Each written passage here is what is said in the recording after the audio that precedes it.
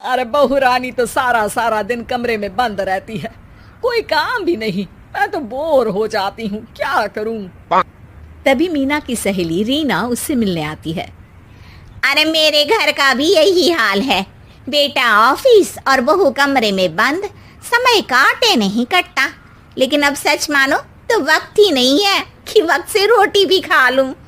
अरे बहन, मुझे भी बता दे कौन सा जादू चलाया है। मैं भी अब जिंदगी के बचे कुचे दिन आराम से काट लूं।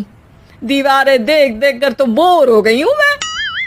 रीना मीना को एक स्मार्टफोन देती है। ये ले, ये है वो छड़ी जो जादू करती है। इसमें मैंने तेरा फेसबुक अकाउंट भी बनाया है, एंजल प्रिया के नाम से। बस अब यहाँ दोस्त बना और सबसे बातें कर। सास को पहले तो उतना समझ नहीं आता है, लेकिन धीरे धीरे वो उसकी आदत डाल लेती है। माँ जी जल्दी से खाना खा लीजिए, मुझे थोड़ा काम है। अरे तू जा, मैं खा लूंगी, अभी वक्त नहीं है। और सासू माँ मोबाइल में मुंह गड़ाए जवाब दे देती है। बहू समझ ही नहीं पाती और वहां से कमरे में चली जाती है। अचानक सास को किसी प्यारी पिंकी की फ्रेंड रिक्वेस्ट आती है। अरे वाह, ये तो कोई प्यारी सी लड़की लगती है, बात करती हूँ। सास फ्रेंड रिक्वेस्ट अपनाकर बात करने लगती है। अब क्या था, सास सारा दिन उस सहेली से बात करती, अपनी कहती उसकी सुनती। एक दिन सास फोन पर ही सर गड़ाए। अरे बहू, जरा मंदिर के लिए थाली सजा दे, आज कीर्तन है। बहू फोन पर किसी को मैसेज टाइप करते कहती है। माँ जी क्या है, अब मुझे क्या पता कि आपको कौन कौन से भगवान की पूजा करनी होती है। तभी सास के पास कोई मैसेज आता है। अच्छा अच्छा ठीक है, रहने दे, मैं ही कर लूंगी। अब मैंने मना थोड़ी ना किया है, कर देती हूँ मैं। अब मैंने भी बोला ना कि थोड़ी देर में बात करती हूँ, तो मैं ही कर लेती हूँ, तू जा अपने कमरे में। बहू वहां से चली जाती है। सास मंदिर पहुंचती है और मंदिर की सीढ़ियों पर बैठकर सास फोन पर लिखती है। अरे मेरी बहू सारा दिन अपने कमरे में बैठी रहती है। वहां से रिप्लाई आता है।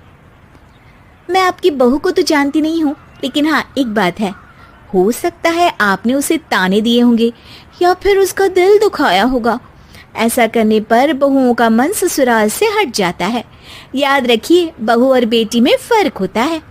सास घर जाती है और बहू से बड़े ही प्यार से बात करती है, उसके लिए खाना बनाती है, उसे गिफ्ट में साड़ी भी देती है। जिसके बाद अगले दिन, माँ जी चलिए, आज मैं भी आपके साथ मंदिर चलती हूँ, आते वक्त भोले भैया के गोलगप्पे खाकर आएंगे। अरे हाँ बहू, ये तो अच्छा है, चलो। सास मन में सोचती है कि उसकी फेक बुक वाली दोस्त कितनी अच्छी है। उसके समझाने से उसे उसकी बहू वापस मिल गई। वो बहू को अपनी दोस्त के बारे में बताने का सोचती है, लेकिन फिर चुप हो जाती है। बहू फोन पर टाइप करती है।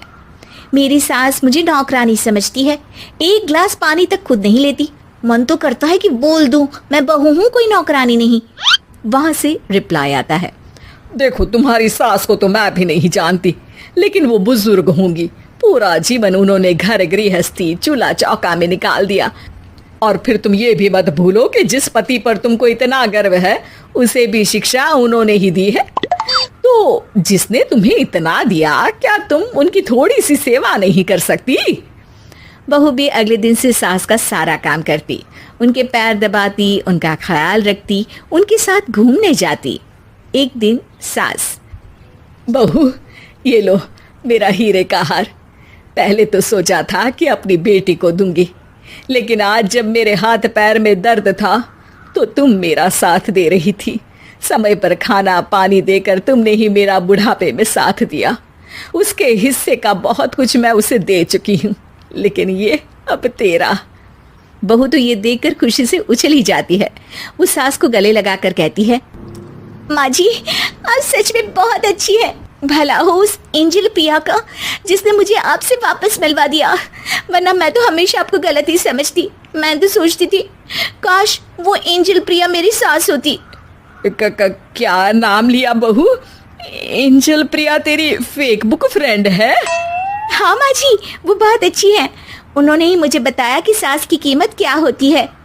अरे बहू, कहीं तू प्यारी पिंकी तो नहीं? जी माँ जी, मैं ही हूँ प्यारी पिंकी। क्यों? सास बहू को गले लगाकर कहती है, मैं भी यही सोचती थी कि काश प्यारी पिंकी मेरी बहू होती। शुक्रिया बहू।